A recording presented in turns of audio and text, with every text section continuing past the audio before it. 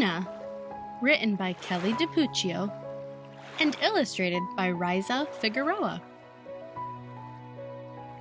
Oona was sweet and a little bit salty, like the ocean where she lived.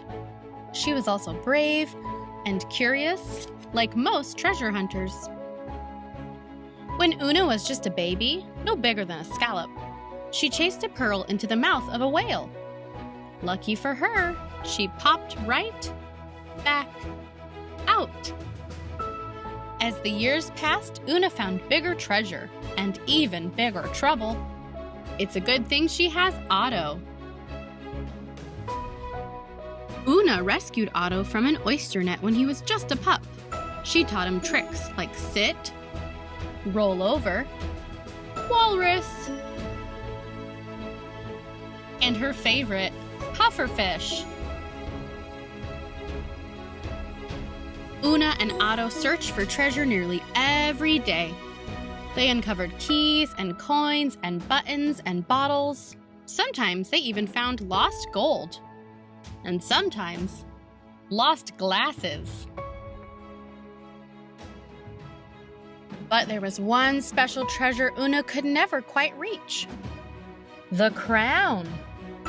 It was extra sparkly in a way that made Oona's heart thump. But the crown was stuck deep in the rift, and not a pole, or a pail, or the sticky stick of a snail could get it unstuck. Still, Oona was determined. Her next plan was a good one. She'd knock the crown loose. Unfortunately, the current shifted, the lobster crate and rock drifted, and the squid, well, see for yourself. It's hard to say who was more surprised when the water cleared, Oona or the shark.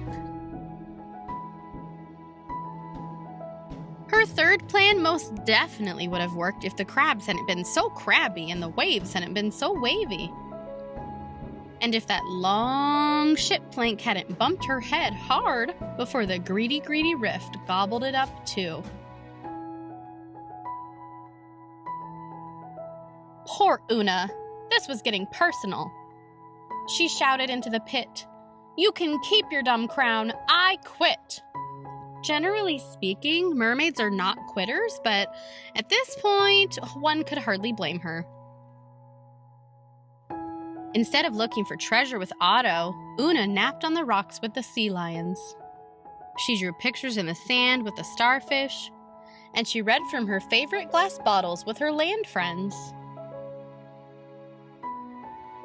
All of this would have been perfectly fine, except Oona wasn't perfectly fine. Clearly, she was missing her spark, and a mermaid without her spark is like a seagull without an appetite. Unnatural. A seashell washed ashore.